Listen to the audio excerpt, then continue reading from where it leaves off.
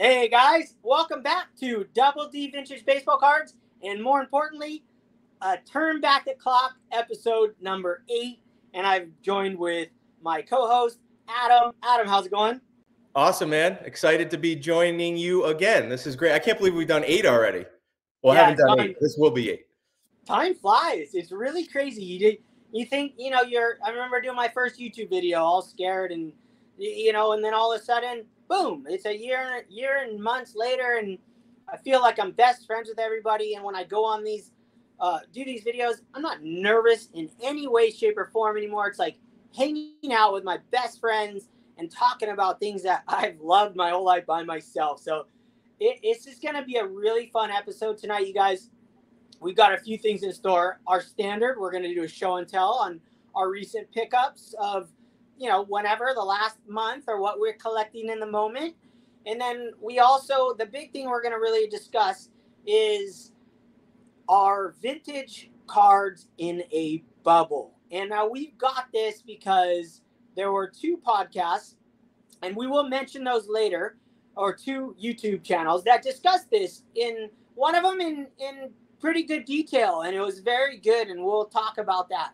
And then the other one was Sports Card Investor, who just touched on it a little bit, but he brought out that other episode. So I thought it was relevant, and actually Adam's the one that said, hey, we should talk about this. And I love talking about what cards are worth and what I think cards are going to be worth and the value of cards.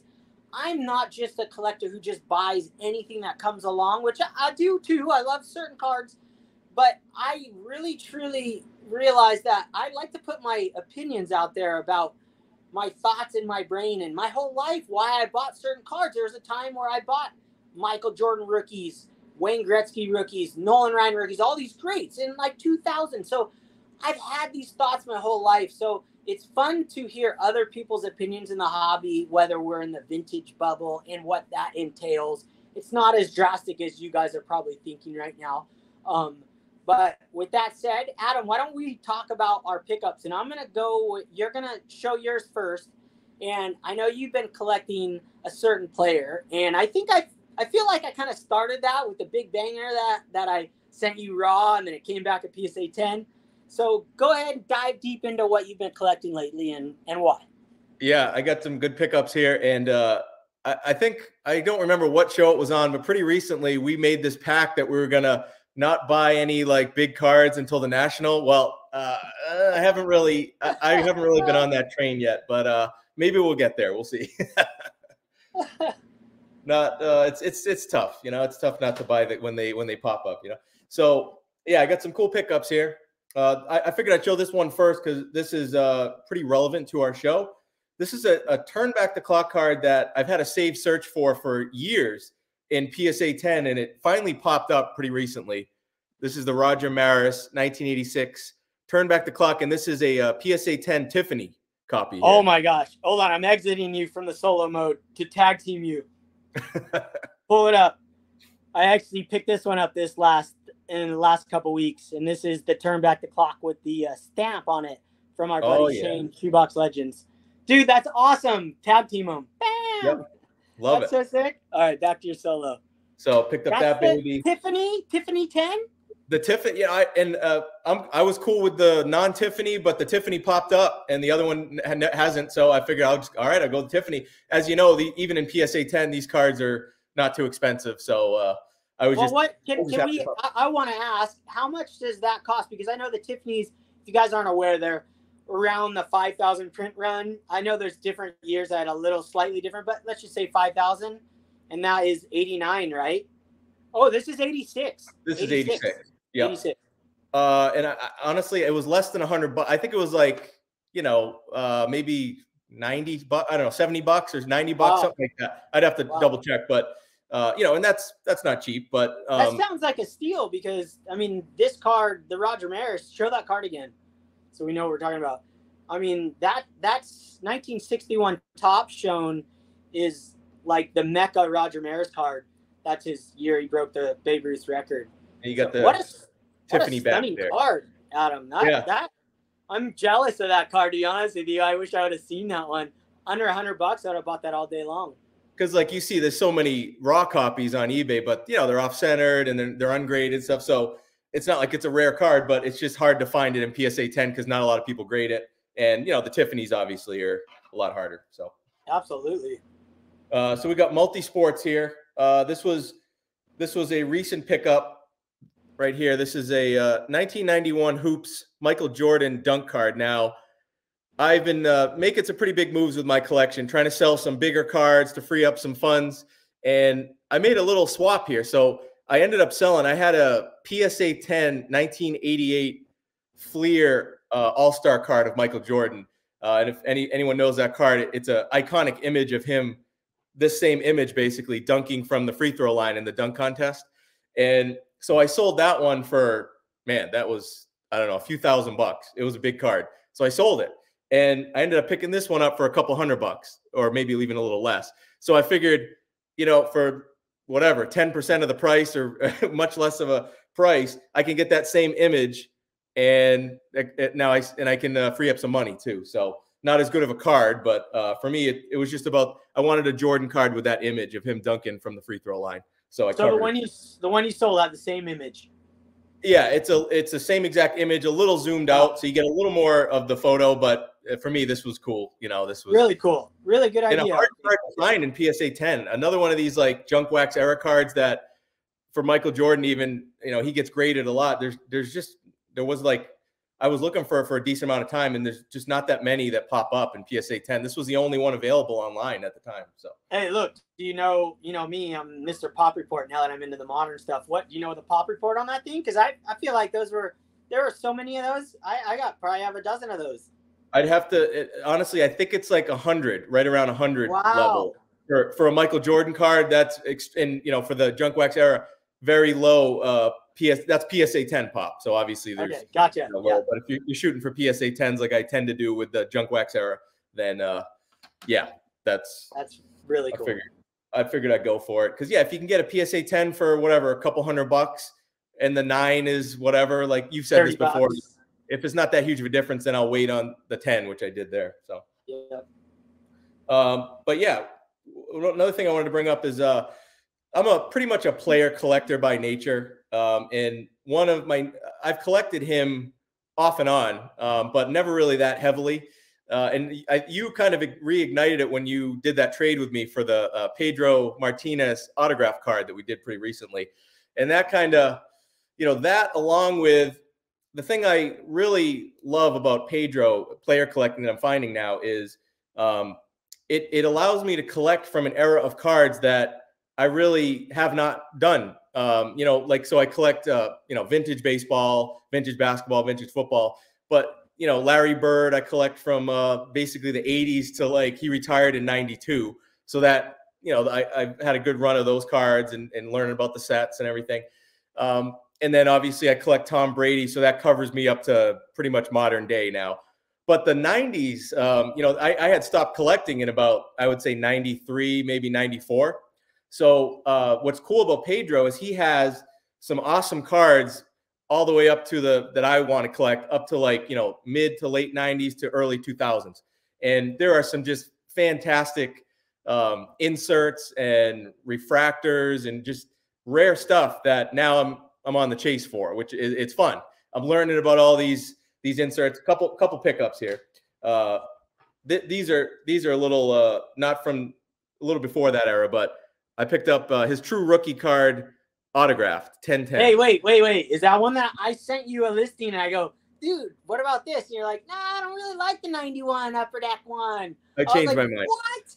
I was like, you know what? I got to get it because it's his true rookie card. So, yeah, dude, I was having a weird moment. I was like, I won't get that. But I got it. I think it was 4 Sharp Corners. Got a nice, good price, I think, on this one on 4 Sharp Corners. So that's so good. That's beautiful. I mean, that is, those came in those little mini box sets, and that's a classic card. You have to. When you told me you didn't want that one, I was like, are you kidding me?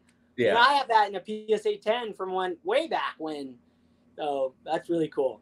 Yeah, man. And Pedro's my guy. I was a huge Red Sox fan. And then obviously they won the World Series in 2004, and he was a big part of that. And just the years before, I mean, going to Pedro games when he was pitching, it was just an electric atmosphere. He was the best, man, the best pitcher I've ever seen in my lifetime, in my opinion. Most dominant. Didn't have the longest career, but at his peak, I've never seen a better pitcher. I mean, 3 unhittable pitches, and that's just unbelievable. So I've been picking up, obviously they got the true rookie card there, auto, but he's got some other, you ever seen this one? This is a 92 Leaf gold rookies. Not that high of a pop for PSA 10s. It's in the, 140, something like that. So picked up this one here. Got a good deal on it too. That's a really cool card. I remember pulling those out of packs and thinking that was, I mean, because Leaf, obviously 1990 Leaf was the pinnacle for Leaf. Like that was the classic set. And then I remember pulling those and thinking that was like $1 million card when I was a kid. I love it. I have that card. Not as many of them. Yeah. Really cool. Really cool. So I got that one. And then, I collect Tom Brady too. So I like collecting some of these low dollar cards you can get of his in PSA 10. Here's a little combo card of 2013 Topps Patriots card. You got him and Gronkowski. His, big, probably the best duo ever, in my opinion, as far as quarterback tight end. And it got it in a PSA 10, real cheap. I mean, four sharp corners. It was like, I don't know, $30 or something like that. So, okay. So I don't know. I literally, like, if you guys, I do not know football, but I do know that I believe, I'm not going to say I know, but now he's the guy that he brought over to the new team that he played for, correct? Yeah, Gronk is he's a character, man. They're both retired now, but yeah, just unbelievable.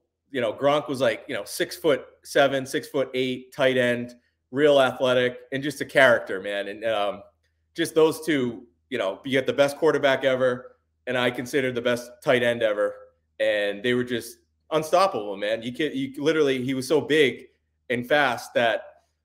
Anytime he wanted to go to him, he could basically complete a pass in their prime together. So I love that. I mean, as a kid, we always have like your best friend who is your equal or just below or just above, and you guys, whatever it is, forms a perfect combo. I think that's really cool. And for me, not a football guy, I know nothing. I know about those two players. So it's a cool card for me to see, even though I don't even like football. Yeah. So I love it. It's just a great image. It's awesome. It's so good. They're like best friends right there, Oh, they love each other. And then just a couple other Brady cards. Again, cheap. This is another cheap card, 4 sharp corners, but just a card I love the look of. For anyone who knows the Patriots, Brady, there's not that many cards of his where he has this white uniform. Most of them are in the blue one, like I just showed, or something like that. But this is like the throwback. You're a vintage guy. This is like the vintage Patriots uniform they used to have back in the day, and then they would break it out every once in a while. So there's not that many cards when he's got the this white one, and then there's also that's a 2010 score. So that's cool to know they do that like baseball. I love that. Yeah, and then this one too. This is a little bigger card. This is a shiny 2011 finest refractor. He's got the red, which is also rare. There's not a ton of cards with the red on there, PSA 10. So this was a little bigger purchase, but wanted to go shiny on this one. So now it's kind of amazing how those refractors that are not numbered, they are not easy to pull. They weren't like, they're very rare. When you look at the pop reports in quotes, they're not common cards. And back in the day, you didn't think about that stuff as much. It's really I did it anyway. That's why you feel okay buying some of these, especially ones that have been around for more than a decade. So if the pop's not through the roof now, you can feel pretty confident, especially because it came out in an era where they weren't printing through the moon like they are now. So back in 2011, even though it's not numbered, you kind of got a good feel for what's out there, especially if you're going PSA 10. Then three more quick ones. These are cards I'm going to get graded. So what I was mentioning, we'll stick with Brady. I got to give a shout out to Shane, Shoebox Legends, the buyback man. He was nice enough. Pretty much right after we did our episode, he sent me a text with a link, and he said, "Hey," because he knows I collect Tom Brady, and this is a Tom Brady buyback card, Very, very rare. Hard to find. It was on eBay. I pounced on it.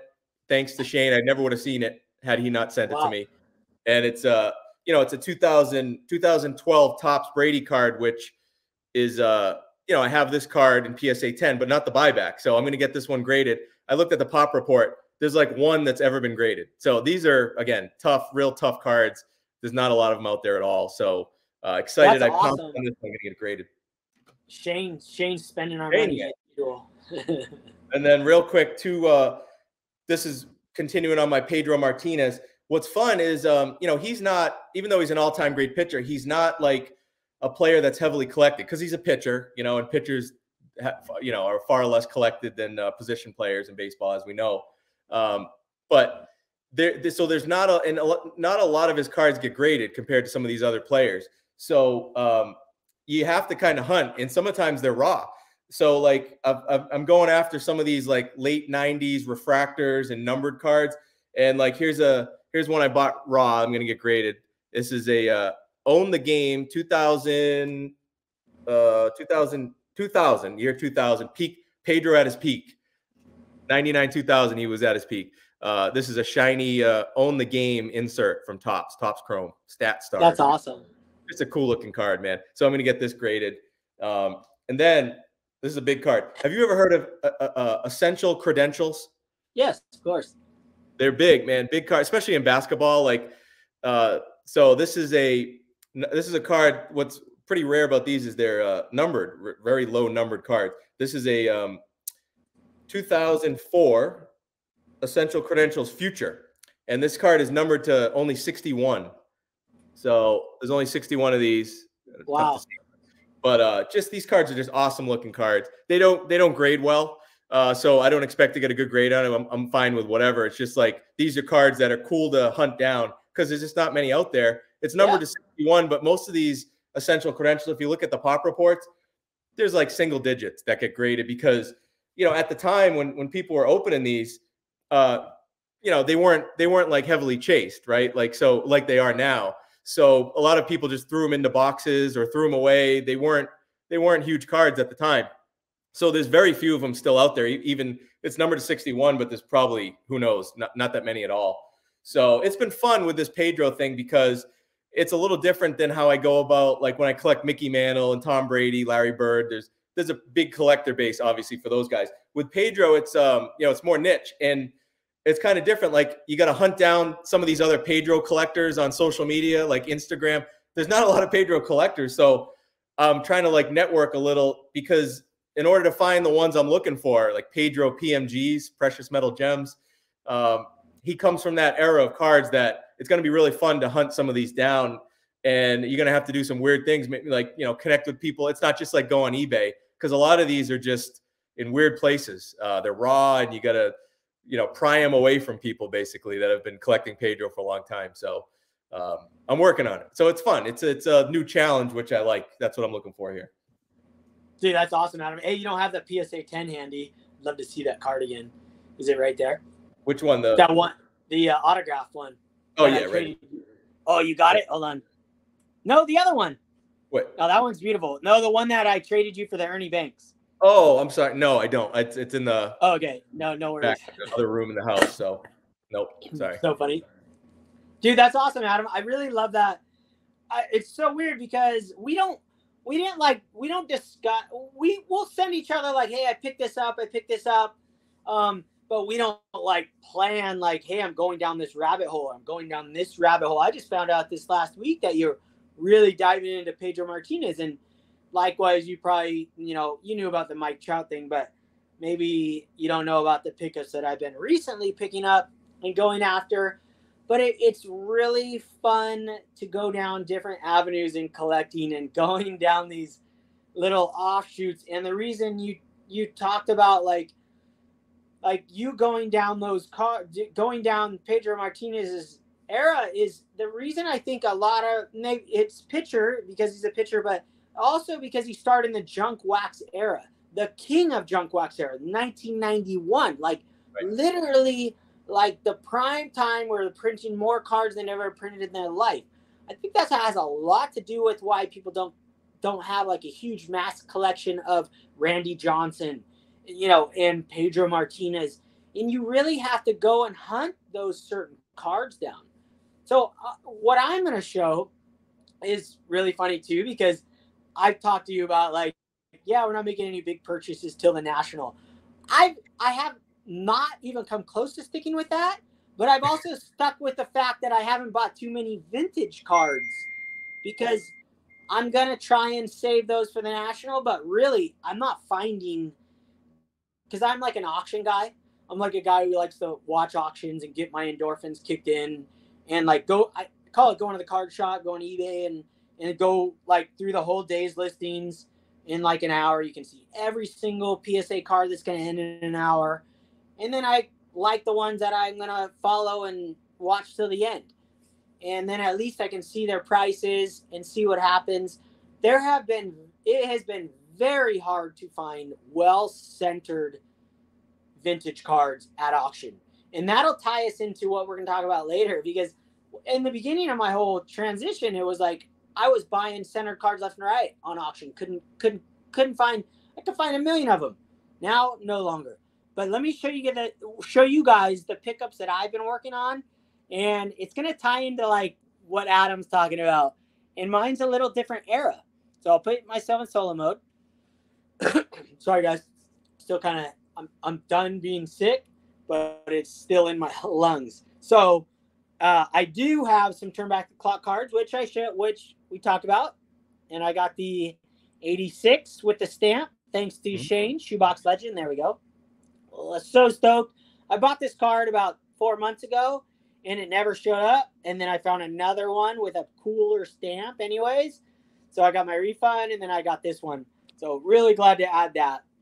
And then I got to turn back the clock of my guy, Mike Trout, who you guys all know. I really stepped into collecting his cards. And this is a turn back the clock of, God, I forget what year that is. I think 2016 card is MVP season. I could be totally blowing it right now. I'm not a pro on stats on that. But just an awesome card, and it's an 89 Topps remake. So it's basically it's like 3 cards in one. It's just a cool card. And it's a throwback. Awesome. Yeah, it's a throwback Thursday.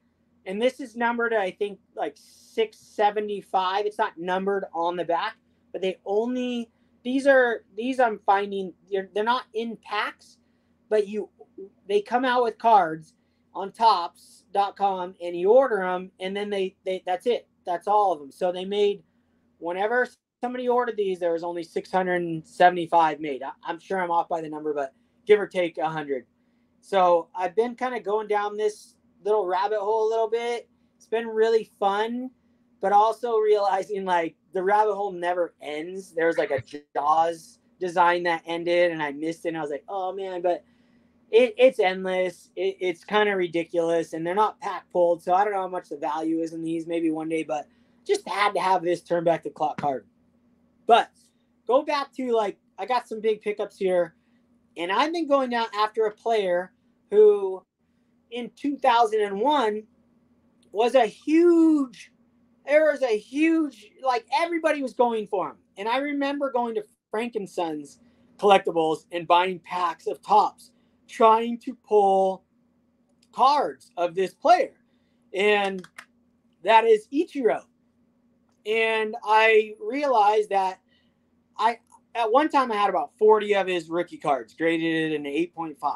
I just had a huge giant stack. But about 4 years ago, I sold all of them. So I wanted to start collecting them again, but I wanted to start collecting his more rare and valuable ones. So, of course, you guys know I love the golds. I've showed this before. Wow. But, yeah, PSA 9. This is a combo card, so it hits all the boxes for me. It hits my gold, which I collect, which is a nostalgic thing for Topps because they started the whole gold trend. And in 2001 is the first year they started numbering the golds to the year of the set. So right here, this is numbered to 2001. So that makes it rare in of itself. And then this card is like impossible to get in a high grade. So, this card is like, there's only 36 of this card that exist in the world in a PSA 9, and there's only 6 that exist in a PSA 10. So I found this for $1,300, and I said, I sent this card. I sent a picture of it to Adam and my buddy Shane, and I go, hey, what do you guys think about this? I've been hunting for a while, but I sent it. It's like you hunt for a long time, and then you find something, and you're like, oh my gosh. So I sent it to them, and Adam's like, well, it's a little off-centered. Yeah, it's a little off-centered. Top to bottom, maybe even side to side. But these normally sell for over $2,000. So I said $1,300. It's an old slab. No brainer, done. So I just bought it. I just said, yeah, I don't care what you guys have to say. I'm just going to get it. Really stoked to have this. And I also have the Pujols solo card coming. I'll show that on a future episode, gold. And what's cool about these gold cards is they weren't produced, I don't think, I'm guessing, speculating, but off of my, off of how I see the card. This was an original card, standard printed from Topps, and then they stamped it. They literally stamped it with the gold label. The card underneath, you can see the card underneath. It's a normal Topps card, but then they stamped it on top. So it's like the gold flake. So very hard card to find, and just one like perfect for my collection. And I'm just blown away that I could get it. And you know, it's one of those cards that, I never really thought about that card too much back then, but now that I see it, it's a special card, and it's going to be more special when both of those players make the Hall of Fame. So I was just telling you not to buy it. I was saying, no, you shouldn't buy it because I was going to go try to buy it. No. That card is fantastic. I mean, two of top 15, top 20 players of all time, probably on this, as a rookie card. That's incredible. And a gold, man. Yeah, you nailed it with that one. Yeah, I owe an apology to somebody. I said this before. Like, they said this is the best combo rookie card of all time. I still don't think it is, but in the future, I think it will earn its way to that. But right now, I still don't hold that in my position. And if you want to see my video about combo rookie cards, I ranked the ones. I think I ranked this like 6th or something. I love that video. The combo cards that I own. But thank you. So all right, so the next one, we'll keep on the Ichiro. And now this is a really fun one. You guys are going to like this. This is I'm a gold man. So another gold. And this is a 2018 Ohtani rookie card. Technically, it's his rookie year. And this is Japan's finest. And this is numbered. This is a graded 10, numbered out of 2018. I scored this for much below comps during the WBC game. In the 8th inning, this ended. And I've been watching it for 7 days. And it ended during the 8th inning. And I put a bid in at like $330. I wanted this card. I won it for $200. And I was just like, yes, please. And Ichiro, it also won the World Baseball Classic for his team on a hit. I forget what year. I'm going to get the year wrong. 2006, but I'm going to get it wrong. So correct me in the thing. But they both won it for their team. And then after I won this card, of course, he goes against my guy, Mike Trout, and strikes him out. And now this card to me is like a full-blown, one of the greatest cards ever because of that history and the fact that I bought it during the 8th inning of that game. I'll never forget when I bought this card. It makes it extra special and just random. Just so stoked. Killed a couple birds with one stone because you guys know I bought 1 million Ohtani cards back in the day. I sold them. Still have some, but adds to my Angels collection and my Ichiro deal. So next card I'm going to show is another Ichiro 2001 Topps. And this one is a PSA 9. Now this one is a variation. So I'm really trying. I'm no expert in this whole modern stuff. And I bought a crap ton of modern cards. You guys know I went through a time where I was going to Frank and Son Collectibles and spending thousands of dollars on boxes and opening them and ripping them open. But 2001, I was just buying packs at Frank and Son's. I just got out of high school. So I had never pulled this card, but I bought one back then for $15. And like I said, I had a million of these graded in 8.5. But this is a variation. And this is the Home Team Advantage. And this card costs $130. And what's crazy is the pop on these is ridiculously low. So I have his normal rookie, which I've had, which I bought, I don't know how long ago, but not crazy long ago, a year ago or something. And this one right here was $100. This one was $130, and this one there's only like 300 ever graded, and then this one there's like 9,000, and they're the same price. So wow, it's crazy to me. It's like I should go buy up a million of these, right? yeah. So to me, it's just really fun for me to go down these alleys, and I didn't even know these existed, right? So that's my other, yeah, really cool, right? And then I got two more cards.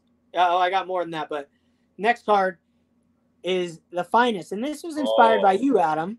Yeah, this baby. 2022 flashbacks. I think this is the 94 Finest, 96 Finest. Do you know? Let's see, 22. It's probably 96. It's probably 96, 95 or 96. Yeah, I don't know. Okay, so I'm gonna mix up. Yeah, well, I never purchased Finest cards back in that era because I was, I was young. I was in high school and younger, and I just it's $5 a pack or something. But this is 2022, and this is the SP Rose Gold Refractor. This one's numbered out of 15. This is number 8, and it's just an awesome card, and it was like $40. I won in an auction, and I go, yes, please, thank you. Numbered out of 15. Not that, there's probably a million numbered out of 15 Ichiros from this year, so it's not like I'm thinking this card's worth a lot of money, but I thought it was awesome, and I wanted it in my collection, and it sure looks really cool. So next one is a really awesome pickup of Ichiro, and one that I'm going to do a video on later about the Yankees and all the contributors to the Yankees and players that played for the Yankees for a short period of time. And I didn't even remember that Ichiro played for the Yankees. And he played for the Yankees in 2012. And maybe more. I don't know for sure, but I saw this card, and this was a gold, and this was $40, $50 tops. I won. Gem Mint 10, and this is a gold number to 2012. And I just thought it was awesome that it's a Yankees. Like, it's just killer. It's just that killer card for my collection. I was so stoked. And what's really funny about this card is the guy who sent it to me sent it in a box that was a numbered box. And I thought that someone sent me a gift that was an opened in a gift. So I sent, and then I narrowed it down. It took me 2 days to realize before I opened the box. Because I'm like, oh, this is the card that was supposed to arrive, and it didn't. Long story short, the guy sent me a message and said, I thought it'd be really fun for you to open a pack up that was numbered, and this would pop out. I'm like, there was no note or anything. So really cool story to go with this card, and it's just awesome. Okay, so I got 4 more cards. I'll go through these fast. I got Albert Pujols I'm really collecting, and this is his gold PSA 9 numbered to 2018. This is $14. It's got my buddy Mike Trout in there, so no brainer for me. $14 all day long. Are you kidding me? Numbered. And then this bad boy right here, Ohtani and Trout, trying to collect all those there together. And this is I love that. Look at the fire going off. That's awesome. Yeah, this is just an awesome card. The Japanese writing right here, just really cool. And gold, of course, it's numbered out of 2019. This was $60. Put an offer in, and it was accepted. And this was from Eric from Those Back Pages.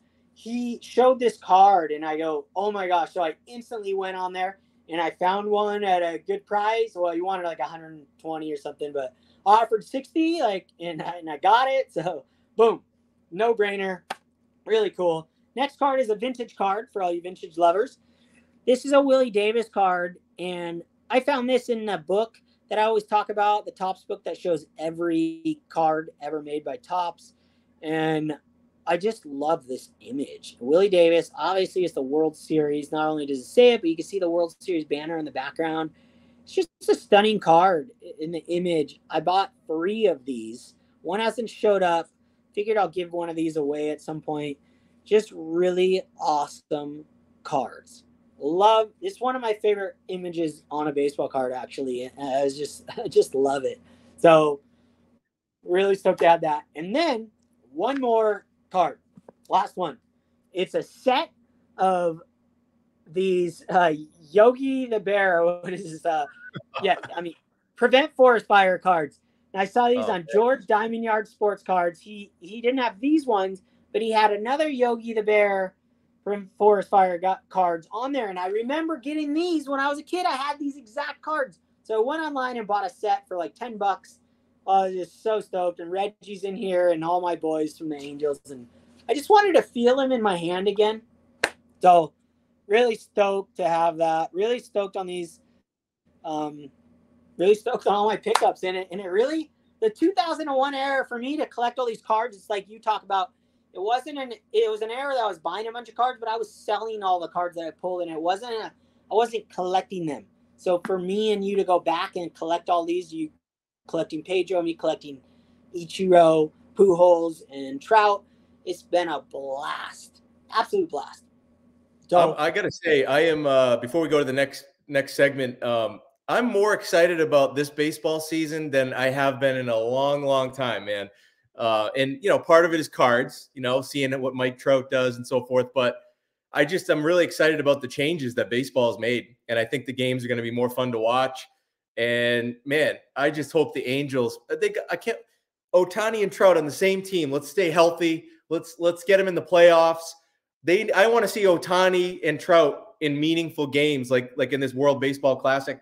We need them in the playoffs, man. I want to see them. I want to see Ohtani pitching in huge games against the Yankees in the playoffs or whatever. I mean, baseball needs those guys in there, man. They got to do it this year. They got to make some trades, or I don't know what, add some more pitching at the deadline if they have to, but got to get them in. A lot of teams make the playoffs now, I think, in baseball. So come on, with those guys, keep them healthy. Let's get them in. It seems crazy that they don't make the playoffs, because I feel like baseball and basketball, like, I don't know the other sports too much. I don't know basketball too much, but I know like everyone makes the playoffs. Like, you have to be the worst of the worst not to make the playoffs. And you got the 2 best players in the world. It's crazy. Yeah, it is crazy. Yeah, we'll see. I'm looking forward to it. Yeah, I agree. There's a lot of hype behind baseball this year. It's really exciting, really fun. All right, well, let's go to the main segment of what we wanted to talk about, and that was our vintage cards in a bubble. And more specifically, we're going to bring up a couple of shows that discuss this, and you guys can go and watch those shows, and I will put those in the description, so you can click on those and watch those for yourselves and get more of the information that maybe that we leave out. But we both kind of, it strikes a chord when you talk about vintage cards with me and Adam, because we're vintage collectors. Although you guys all saw a bunch of modern cards, I mean, modern cards are like just the beginning of the iceberg for me, and I know Adam too. So, where do you want to start with this, Adam? As far as how we want to approach this, you want to talk about what they said? I'll let you talk about what they said in their videos. I watched both of them, and then we can kind of go from there. Yeah, first I just want to say I like to kind of I like to dabble in different types of content. So I love the, YouTube, and I love, a lot of the vintage collectors on YouTube, and love watching the channels. But I also like to listen to now and then, like Luca Nation, right, was the original video that talked about this. It's a long video, but this one right here, perceived safety in rookies and low grade vintage, and Deep Value Investor. I guess that's you can find, I've seen him on Twitter and Instagram, Deep Value Investor, and then Luca Nation's the channel, so you can watch it. It was a good interview, and I just found it real interesting. I like that topic. For me, it's just fun. It doesn't affect me that much. Like, I'm not selling a lot of my cards or whatever. So but I like the topic.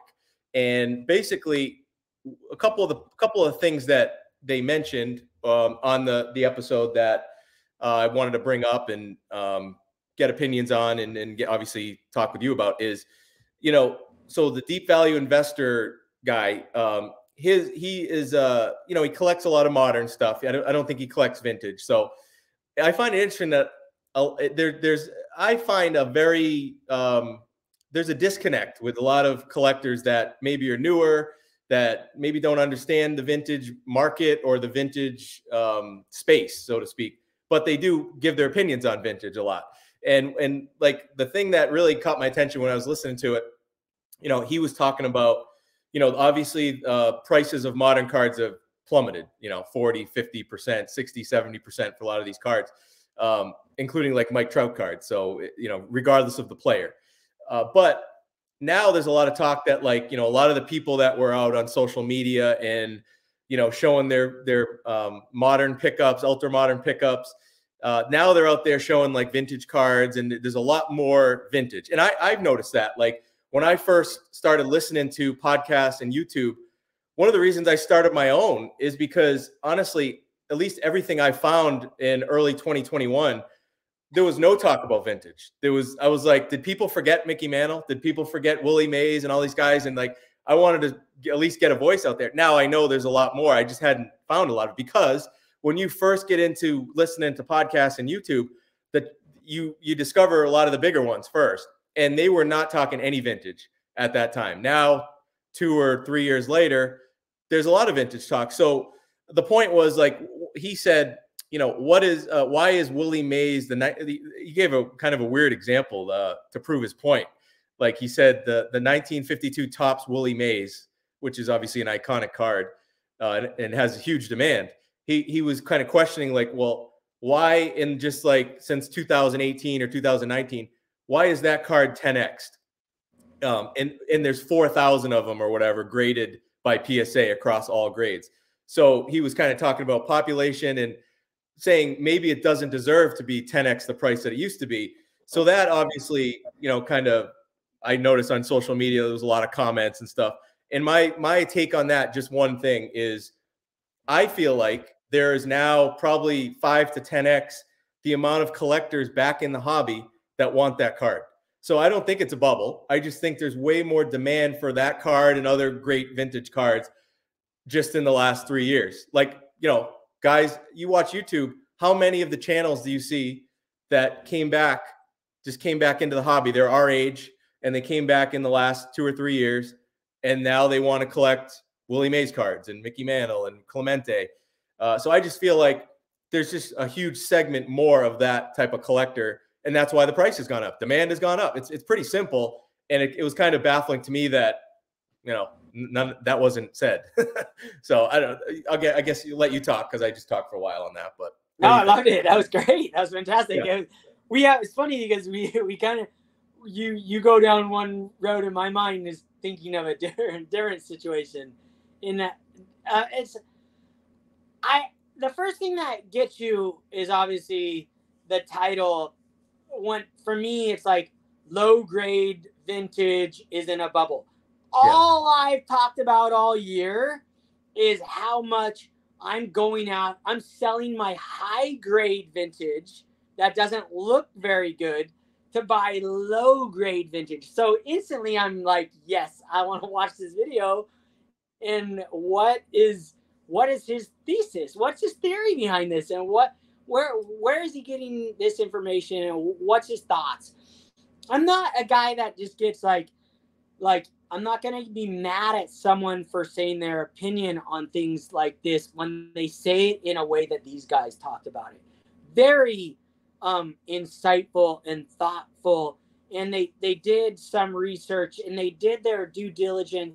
And when you watch Jeff's show, Sports Card Investor, he brought this episode up. And they did a great job, the fact that they brought it up. And I think they brought it up as a safety net because they've been talking about vintage for the last year. But, you know, they brought it up, but they brought on two guys that they always have on their shows, and two guys that, you know, I can't judge someone else. I don't know how well they know vintage or anything. But from my point of view, I've been collecting vintage cards for 25 years.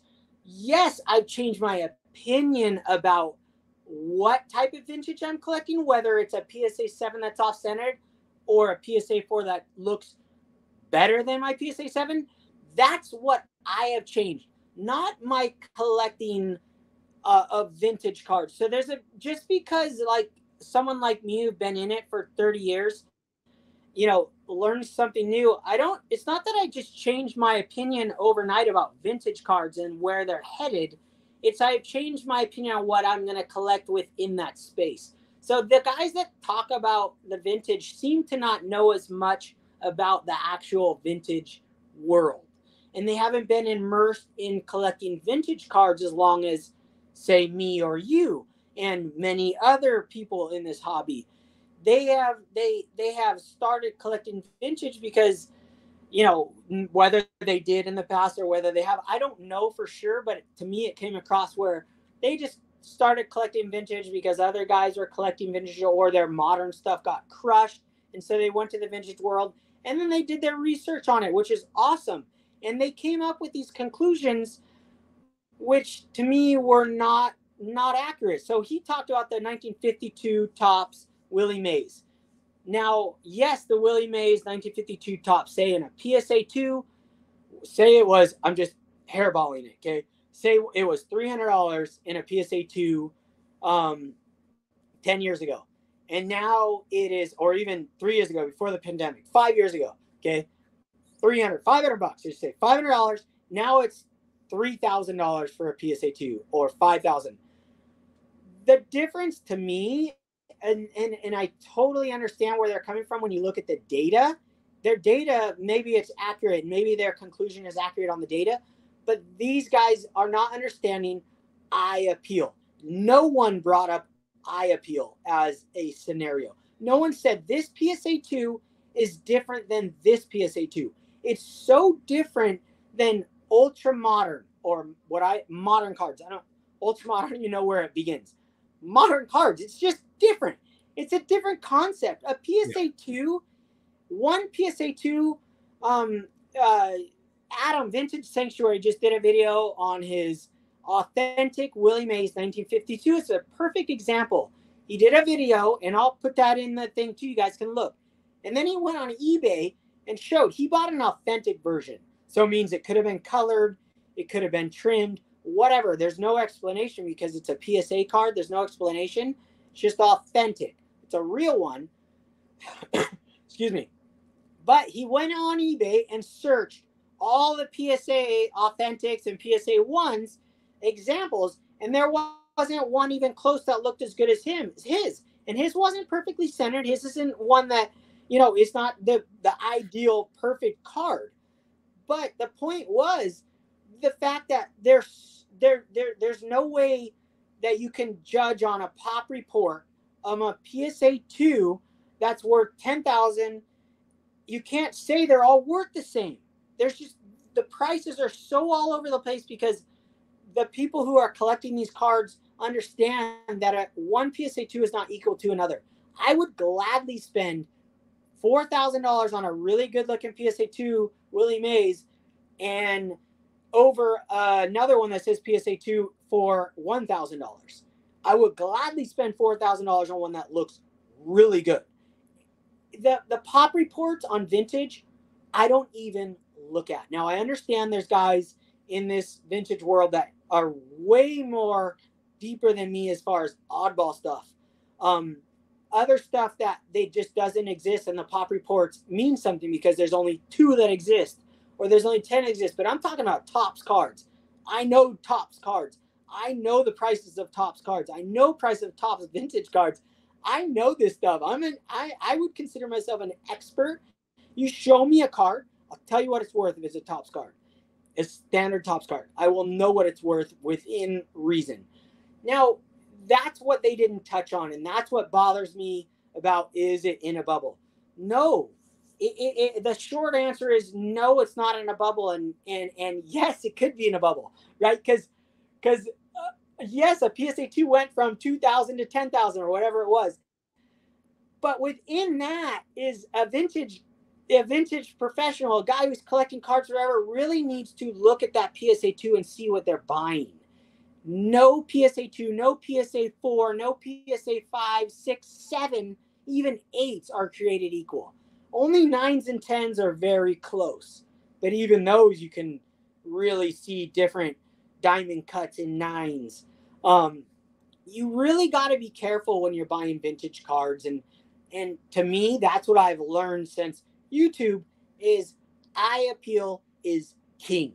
I don't care if I'm spending, say you've got a Sandy Koufax rookie in a PSA 3 and it's $1,000. And then you got a Sandy Koufax in a PSA 7 that is $6,000. If that PSA 3 is better centered and has really good eye appeal and some rounded corners, I will spend $2,000 on that PSA 3 rather than that PSA 7 all day long.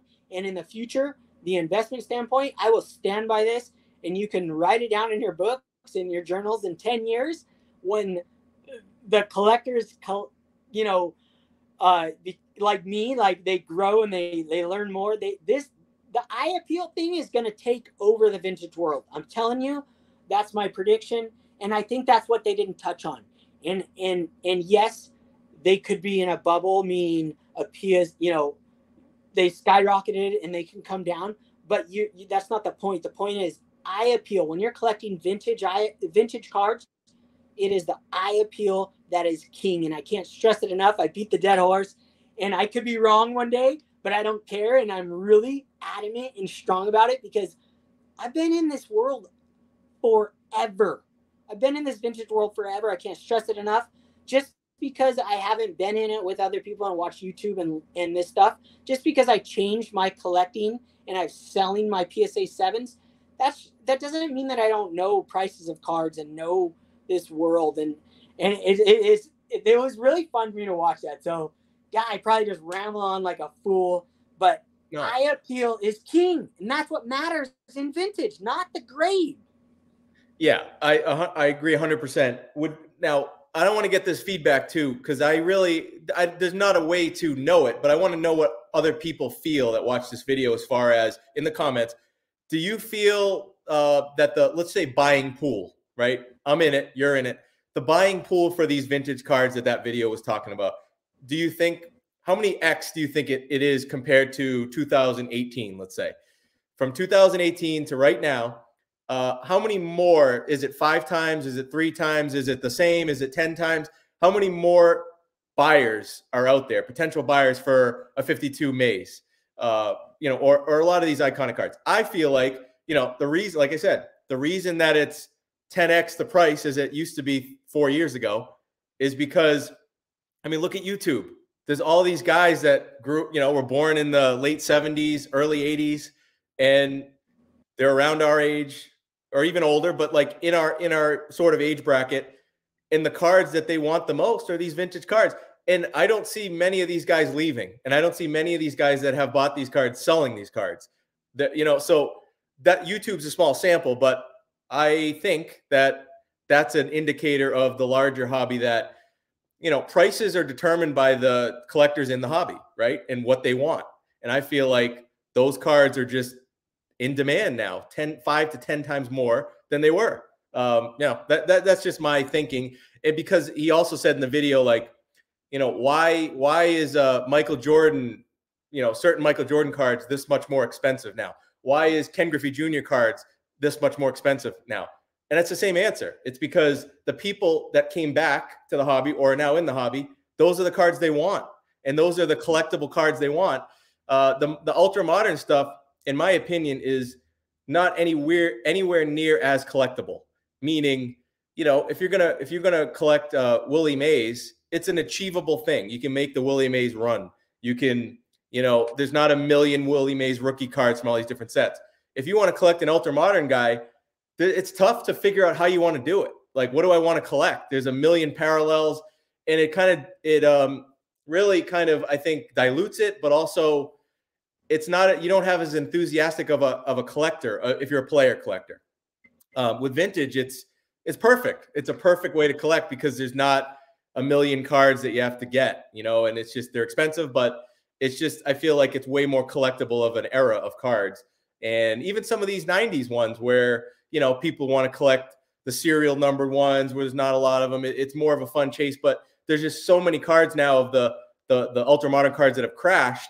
That's, I think, part of the reason too, is there's not as many end collectors. There's not, you know, I don't know Justin Herbert collectors really for the most part. There's probably some, right? But most of the people that buy Justin Herbert cards in football, they're trying to make money. You know, they're buying them because they hope they go up. But people buying the 52 Mays Topps, most of the people that buy that card are not buying it because they think, oh, I could sell it next year for more. It's like, so that I think there was just a lot. It was a lot of good points in that video, definitely, especially about the modern stuff that they talk about. But when it comes to like vintage and also like talking about why are certain cards more expensive now, it's not a bubble. It's because there's more collectors that want that card now. And honestly, I don't think they're going to leave the hobby from what I've seen. You know, I'm just going by what I see. And obviously I could be wrong, but that's my opinion. So love to get other people's feedback on that too. And I recommend watching. It's a longer video, but I found it entertaining. And the Sports Card Investor one it's maybe 5 minutes at the beginning about vintage, but this other one from Luca Nation, it was about an hour long, but I enjoyed the conversation. And yeah, I'd love to get other people's feedback on it too. All right. So let me, you know what I forgot to mention it's funny. I have the exact opposite position of the gentleman on the podcast as far as grades go. He's simply looking at pop reports and saying, now I know there's a lot of guys that have been in this hobby longer than me and have been collecting longer than me and know a lot more than me, and also are in my little vintage community that I'm friends with and made friends with that have the exact opposite opinions of me. And that's perfectly cool. I think if there is a bubble in vintage cards, and I've been calling this in the last year, it's the high grade vintage that does not look like it should be high grade. There are so many PSA 8s and so many PSA 9s that are way diamond cut, way off centered, and just do not fit the bill of a good looking eye appeal card. So when you go in vintage, do not collect the grade, collect the look of the card. I cannot say it enough. This is coming from a guy who used to collect the grades. All I did was collect 7s and 8s. That's it. For 20 years, I just bought 7s and 8s. Yep. I mean, literally, I talk about it sight unseen. Like, I was by myself. I buy them, 1,000 of them, you know, like, I'm telling you, from a guy who's been in this as long as I have by myself, the eye appeal is where it's at, and it's where I believe it is going, and it's where the future of the vintage card world. And I think there's going to be a disconnect at some point of the grade to the card. A PSA 8, I'm telling you right now, there's going to be PSA 6s that sell for more than PSA 8s one day. And there's going to be PSA 4s that sell for more than PSA 8s. I have seen the worst looking PSA 8s ever since, like, watching a couple of shows, and they show like highest price cards in PSA, for the sales for the month. John Boggs fan, I don't want to tell him he's on my side or anything like that. He does these great series, and there's other ones too that I watch that do highest sales of the month on eBay. And some of these cards blow my mind. Like, it's a guy at home saying, I have a lot of money and I'm going to buy that card because it's an 8. And it looks worse than some of these 3s and 4s. I'm not kidding you. Some of these cards do not look good. And I think that is going to change in the hobby. Whether that happens in 2 years or 10 years, this is a long-term game. That's the best part about vintage. There aren't these wild swings. And the bubble talk is like, there aren't these giant wild swings, or there hasn't been, I should say. And that's super important to talk about. And I think a lot of the guys that talk about the vintage stuff, they just talk about grades, and it isn't about the grade. It really, truly isn't. And I think if there's anything, I'll put it right now, it's on tape. I'm not taking it down. I think if there is a bubble in vintage, it is the high grade bubble. Let me say something to that. I understand that. I actually don't think I think on the high grade, even low eye appeal, the way I look at it, as long as there's a foundation to the purchase. What I mean by that is, most of the guys I know, they buy these vintage cards, and a lot of them low grade or whatever that they think look good or whatever. The reason they're buying it is because they love the card and they want the card and they want to keep it long term. Okay, and then you get on the high end too. Some of these guys that they pay crazy prices for PSA 9 stuff, PSA 8s, and some even PSA 10s that, to your point, don't look like they should be. They still have a foundation in most cases, I think, because they're not buying them to, if they're paying those crazy prices, they're not probably buying them and thinking, oh, I'm going to flip it and sell it. They're going to keep it. But usually, I think a lot of those are because of the registry. I think a lot of those, they're just buying, oh, I'll go higher in the registry if I get a higher grade in this card. So I got a lot of money. So I don't care what the comps are. I'm just buying it. They're probably not going to sell that card either, right? They're keeping it. So as long as the intent is, I'm going to keep that card, I'm not going to just, there's not going to be a million selling and that's going to drop the price, right? I still think those high ends will still, no matter what they look like, are still going to climb of the greats, of the all-time great players. Who knows? It's a whole other topic of kind of second tier vintage guys or whatever. But when we're talking Willie Mays and stuff, even if it doesn't look great, if it's got a higher grade, there's still a foundation, which is that registry. Unless they get rid of that, I'm telling you, that props up a lot of these cards. And it's not, I don't buy just for the registry. I do some of the registry. Last point I want to make. We've gone an hour here, but I do want to make one last point. Take your time. Guys, I see, because I mentioned registry, I see a lot of sarcastic comments. It's fine. That's fine. A lot of people making fun of, in jest, in good, it's all in good fun, of the registry and, at least you got it for your registry and you're collecting, for your registry, kind of making fun of that. Like you're wasting your money, you're buying cards just for the registry. Just remember, guys, the way you look at that, right? You don't do the registry. So you're thinking, oh, you're crazy. You're spending all this money so you can do better in the registry. Just remember that there's probably millions of people who look at you that don't collect cards, that look at you and say, you spent all this money on cardboard. So just think about that, right? Before you start criticizing these guys are doing the registry. They can't believe they're spending all this money on cards because they want to, make the runs or whatever, make the registry. People could easily say that about just collectors in general. Whether even if you collect raw cards, you spent that on what piece of cardboard? So just, be nice, because guys are trying to do what they want to do. They're having fun with it.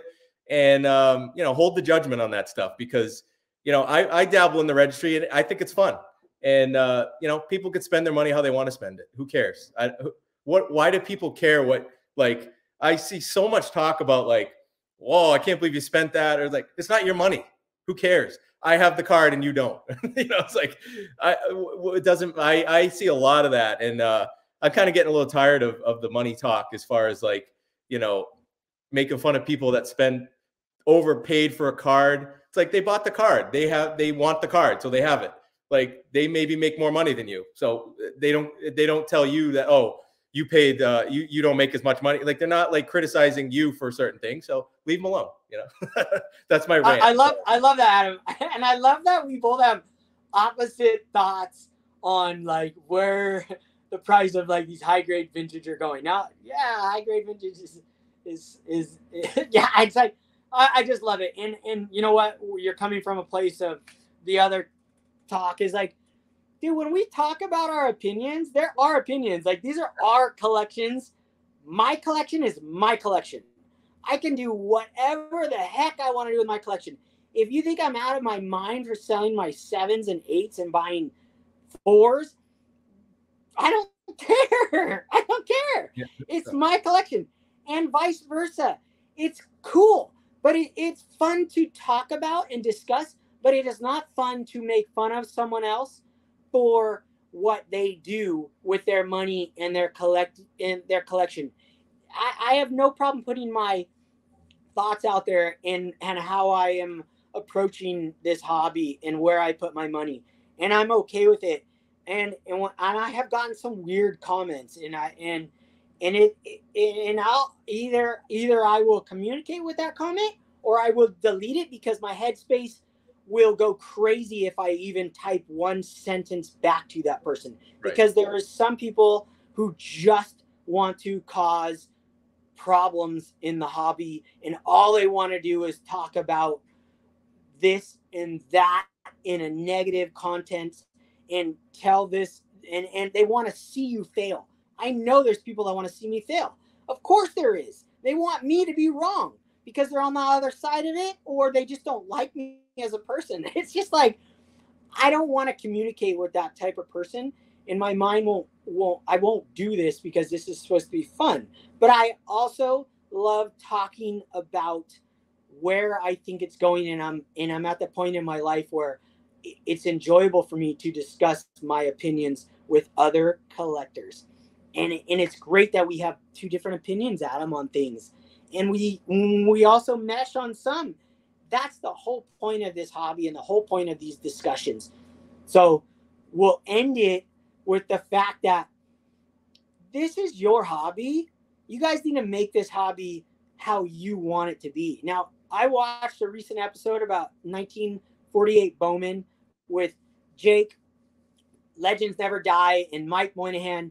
And Jake, to me, is a guy who, if you're going to like put people in categories in collecting world, which I don't agree with. I think anyone in this hobby is in the hobby. However they do it, as long as they're not negative people and mean. But he's like, if I'm going to say a pure collector, he's like a pure collector. And so if you want to go at this on a sense of just collect the cards that you love, and what me and Adam stand for and how we want to build this show is, we just want you to collect cards that you love. When we talk about things, we're just talking about our opinions and how we're taking the collection, our own collections, and how we're approaching the hobby is our own take. And if you disagree, that is perfectly fine, and you can orient your collection how you want. And we're just putting our opinions out there. So if you want to be the pure collector and just collect because you want 1 through 100, you want the whole set, and you don't care about this or that, that is awesome. And that's fantastic. But I care. I love talking about PSA 4s and why SGC is this, and why this is this, and why this sucks and this is great. We love it. And I can speak for both of us. We just love baseball cards, and we love all cards, and we love collecting. So any final words, Adam, before we get a whole bunch of comments? No, I love comments. I as long as they're and even people that I love when people disagree with me. I love that, all day long. It's just, when people get a little judgmental on, how people collect and all that stuff. Yeah, that kind of bugs me a little bit, because like you said, we're all in the hobby. Like no one is people are spending their money how they want to spend it. You know what I mean? And as long as it's in good fun, and I'm here to improve my collection and meet cool people like you. That's it. That's the only reason I'm on this thing. I feel like I'm able to gain so much knowledge and inspiration from YouTube and podcasts and stuff. That's why I listen to it, and it's a great way to I never would have met you. So that's the only reason I'm here. But I love the comments. I'm actually I think I'm gonna make a video either tomorrow or the next day, highlighting one of, I think, the best comments on one of my last videos. I'm gonna make a video about that and answer that, because it was a long comment. So I figured I don't want to type all the stuff back, so I'll just make a video. And I might do that like as an ongoing thing. Pick my favorite comment on a video and then make another video about it. So dude, I love that. I love that. I love that. When I first started making videos or whatever and podcasts, I got no feedback, and I was like, man, I need some feedback. This is why I'm doing it. I want to interact. So I appreciate every comment. I don't want to steer anyone from doing that.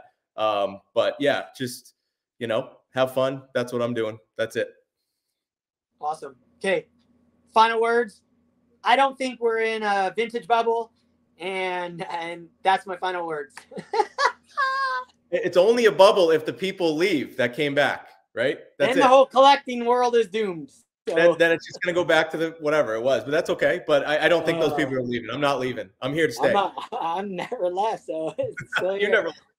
All right, Oh, man. guys, that was great fun. Adam, always a pleasure. Episode number 8.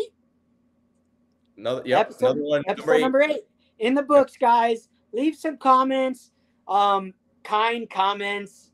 We just have fun with this hobby and hobby how you want a hobby. We all have different monies and different budgets and different thoughts in our mind, and they're all relevant to your own collection. And the way you want to shape your own collection is up to you. So do what makes you feel good and what makes you sleep good at night and makes you happy. So, okay, double shaka, you.